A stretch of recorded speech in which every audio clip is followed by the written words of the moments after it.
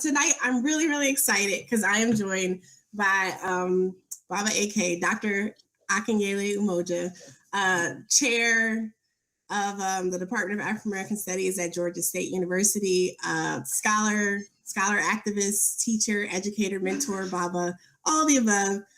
One of my mom's mentors when she went back to school. So it's a friend of my dad's. It's like old home week right now. So I'm really excited and honored to have you joining me this evening. How are you? I'm great. How are you doing? I'm doing. It's been a day, but I'm ready for some good conversation. Likewise.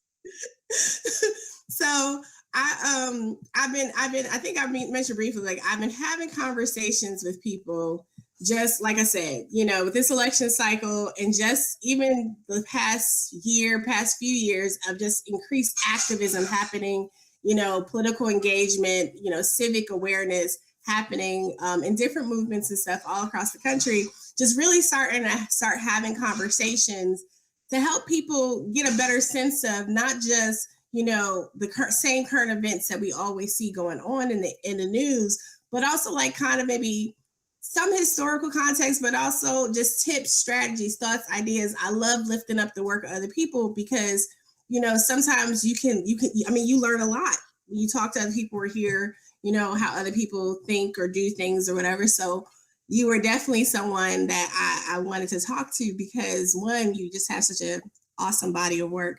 But I think that just from looking at what you, along with your wife, Aminata, have done here in the Atlanta community, your work through Malcolm X grassroots movement, and we'll get into some of the stuff about Jackson as well, Jackson, Mississippi. I just think that those are potential models, for people to look at when we're talking about how to build out, political and social economic agency and movement building. So again, thank you so much for being here. Oh, thanks for inviting me and to be able to engage with this platform. So one of the things that has been like kind of, I know a lot of people have made this comparison, and one of my girlfriends and I from law school, we keep talking about this and we speculate a lot. We don't really actually know, but we look at like this what we see as an increase in activism. I mean, and when we talk about increases in activism, it's not that, we've had the rise of Black Lives Matter and the movement for Black Lives, other related groups and stuff have become very, very vocal and prominent in recent years. But this type of work, like whether we're talking about addressing, mass incarceration, the prison industrial complex, we're talking about police violence, we're talking about, whether we're talking about building our own institutions, like starting our own schools and having our own businesses, this type of activism has been going on since we've been on this soil, for the most part. And a lot of people don't seem to think about it. They treat like these new waves of action as if it's something brand new. And one thing we were just feeling, especially with this being the 50th, anniversary month of the founding of the Black Panther Party, but as well as even the coinage of that term, the real prominence of the term Black Power, we've been feeling like it feels reminiscent of what we've learned about that time. Mm-hmm. And I know you've done that time, but I know you've also done some research.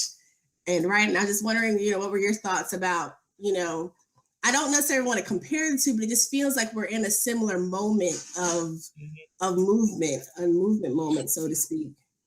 Well, I think it's a both and. I think I agree with you that our history of resistance goes back to the first of our people who were brought here as captives. It goes beyond, the 1619 date they used to give. Right. Because the first captives were brought here by the Spanish in 1526. And then it was a whole movement, not a whole movement. It was a effort by the part of the Africans who were brought to what we now call Georgia to run them off. They united with the indigenous people and ran that colony off. And they left, which is why the Spanish are not in Georgia today, right? So right. Movement goes back that far, in my estimation. It really goes to continent of Africa, where people are existing near. And so it's a long movement on one hand. It's a long, I would say, struggle, not a long movement. Because I think movements are something that happens in one period and maybe declines in the next. Okay. So we've had insurgency before. It's consistent that people struggle, right? But at certain times, I think you have something that's special where it has some momentum. It captivates people's attention. Right. And because as I told somebody recently on a panel I was on, because some people say that the civil rights movement goes from the 30s to the 1980s. And I said, yeah, there were people struggling, but there's different times where it has momentum, right? Where you nobody can ignore it. And I think we're in one of those periods right now. What I mean by that, like last year, this time, we had the situation that happened in Missouri, where the students began a movement that you have 42 scholarship athletes who decide they're not going to play football unless the president resigns, and the president resigns. Stuff like that don't happen all the time. You know, Right. We have that many players willing to commit themselves. Like this whole thing that's happening now with Colin Kaepernick. That's rare. We have NFL athletes, and it's more than Kaepernick now, right? Who are willing to take some sort of stand to draw that type of attention.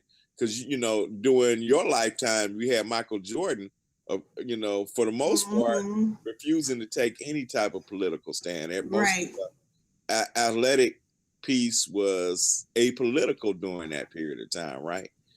So we got all the way from the 60s where you have people like Tommy Smith and John Carlos, so we got people like Muhammad Ali, to now where we don't see that type of outward stance. We've had some athletes do some things quietly. Right. You know?